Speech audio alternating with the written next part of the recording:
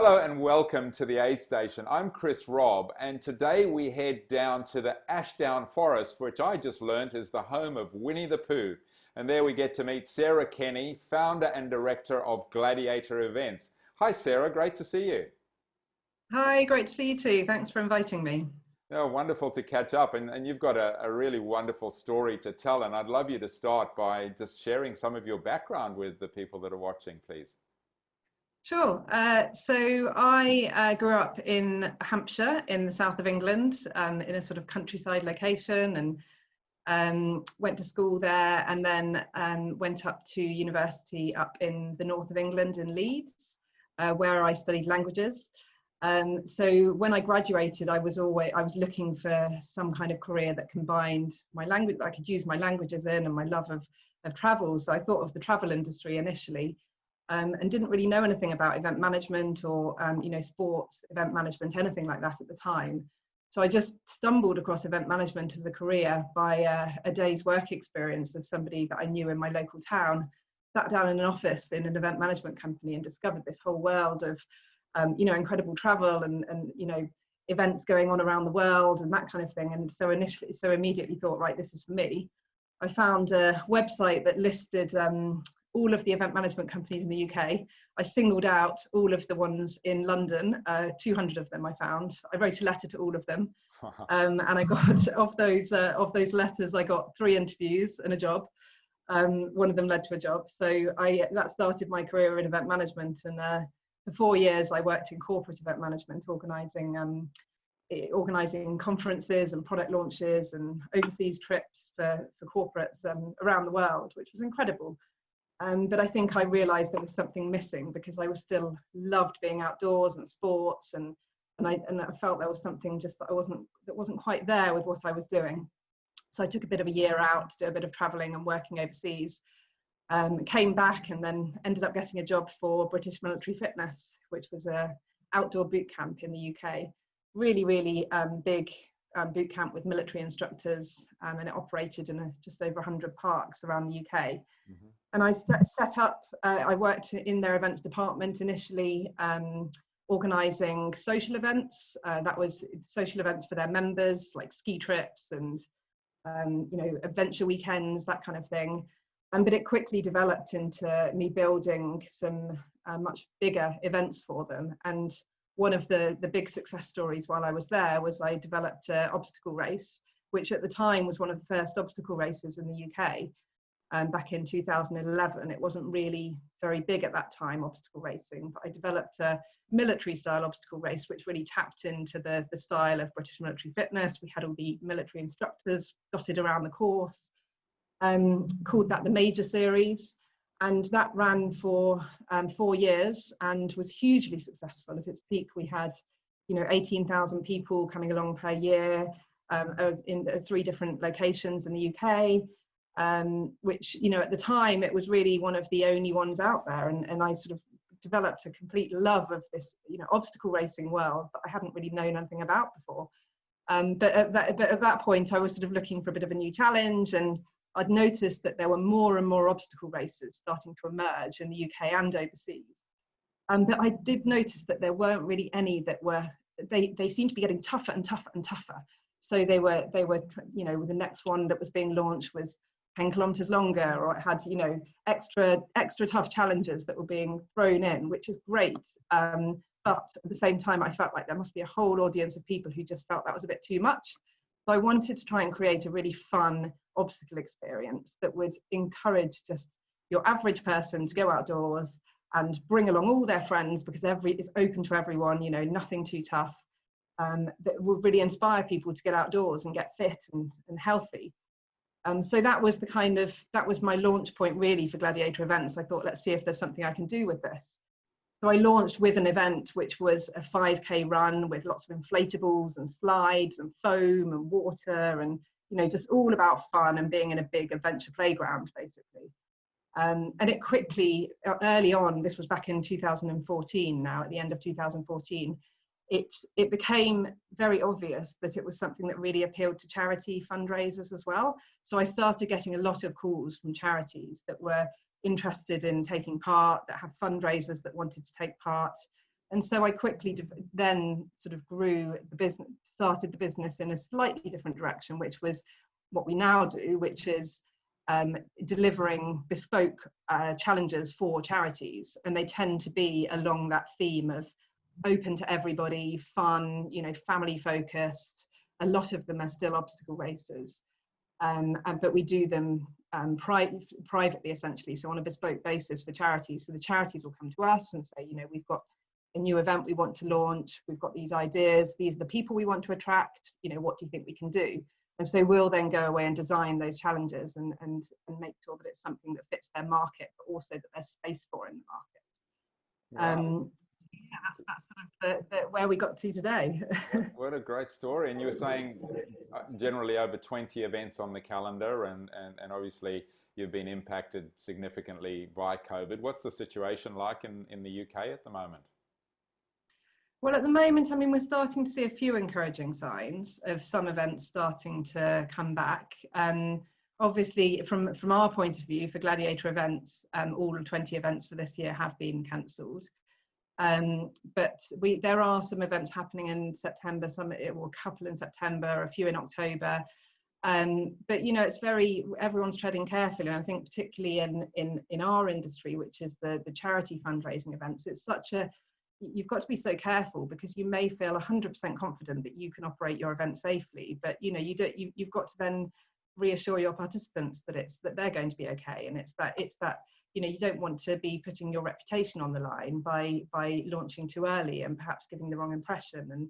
And so I think everyone's got a slightly different challenge or story that they're dealing with, and you've just got to take it on a case-by-case basis, you know, on what you feel comfortable doing. But it's certainly, I mean, from our point of view, we're not going to be now operating any events until May next year. So the 22nd of May is our first event next year. And that's a lot later in the year than it would be normally. It would normally be around March time that we'd run our first event.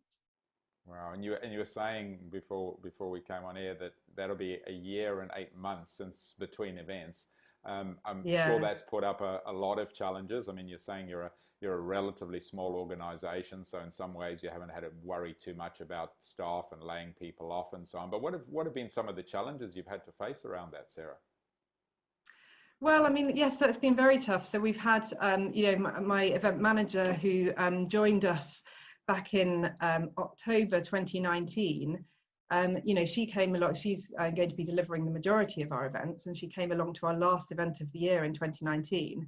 And so she actually hasn't yet had the opportunity to run an event for us, and she won't be until May next year. So it's tough, you know, keeping ourselves motivated, and you know, we almost feel like we need to relearn what we're doing when we start up again next year, because not only is it going to be such a long time since we've run events, but also there's going to be a totally different way that we're operating our events now. So it's really going to be a challenge, and I think I'm very conscious of that and making sure that we're not being too ambitious with the quantity events that we're running next year. You know, I'm wanting to really hold back and not put too many on the calendar and not take too many in, because I think each event is going to take a lot more resource and time. Yeah, and, So, and typically how many participants would you have in an event? I guess they vary a little bit given that they're so it bespoke. varies, but so it varies. Probably the smallest would be about 600 or 700 people, and the largest would be about 3,000. But most of our events sit around the 1,000 to 1,500 mark. One of our biggest event series is the Muddy Dog Challenge, which is for Battersea Dogs and Cats Home. That's been a real success story. It's an incredible event. And we will be running 9 of those next year. We were due to have the same quantity this year as well. That's a 5 and 2.5 kilometre obstacle course for obstacle race for dogs and their owners to take part in together. So that's a really, really fun event to be part of, and it's growing from strength to strength, and we're really hopeful that it's going to be the best year yet next year. Yeah.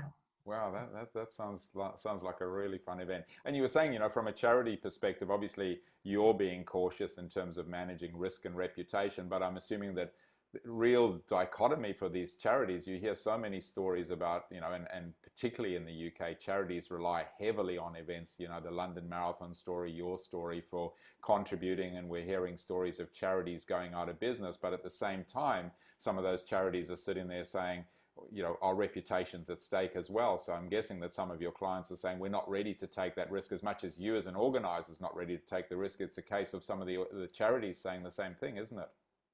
Absolutely, and that was really the final decision point for all of them, I'd say, this year. You know, we really were holding out until the last moment that we felt we could, and sort of putting all the plans in place as to. So we started off at the beginning of the whole lockdown and COVID coming along. We did a huge amount of work in postponing all of our events to the autumn period of this year. And for a long time, that was the plan. And we were putting together all of our safety plans and everything. But yeah, the crunch point came when each of our charity partners were gradually sort of thinking, well, yes, our reputation's on the line here. And, you know, we've got to be so careful with what we're promoting is a good or not a good thing to do. So that was the point at which it became clear that we weren't going to be able to go ahead. And, you know, there were some charities that it was really tough for, because, you know, Battersea Dogs and Cats Home, for example, they already had, I think it was 80% of their total capacity they've reached with selling tickets. So they already had an audience sort of ready to go, you know, and that's just so tricky to then say, you know, we're losing potentially such a huge amount of spend that we've made on marketing and everything else. You know, fortunately, we've been able to carry across the majority of those people into 2021, but it's such a tough decision to make when, you know, the charities in particular, you know, it's huge amounts of money that have been lost. And, you know, there's a report that's written every year on the top 25 fundraising events in the UK, of which actually the Muddy Dog Challenge has just got into that top 25, which is fantastic. Congrats. Wow, that's great. A few weeks ago that got announced. But yeah, the top 25 fundraising events raise almost 145 million pounds per year. You know, it's huge sums of money, you know, thinking most of those aren't now going to be going ahead this year. Yeah, but obviously the right decisions, and in those situations, you've got to show some form of leadership and make a call. I'd love to hear, you know, from a leadership perspective, where do you draw your inspiration? Do you have any leadership principles that you follow and instill in your team? Obviously, whilst you've got a fairly small core team, you've got lots of volunteers and part-timers and interns that deliver your events. Yeah, absolutely. I think for me, I really draw inspiration from all of the people that I work with over the different events. So we have such an incredible range of people who have freelance event professionals that come along to each of our events, and we have the same, you know, a lot of faces that will come on the road with us across the UK for that entire season.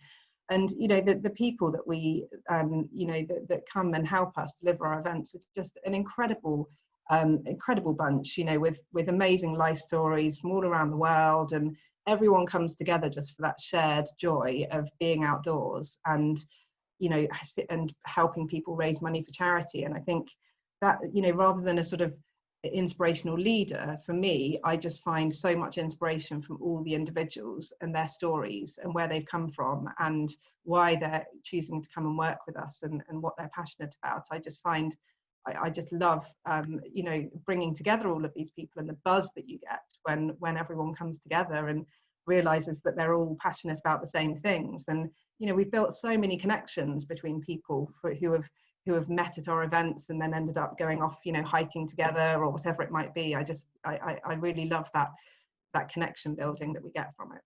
Wonderful to see yet another person. One of the themes of the aid station is people that are living their passion and working their passion. It's wonderful to see. So of all those amazing inspirational things that you've seen, is there one particular inspirational story that stands out that you'd like to end on?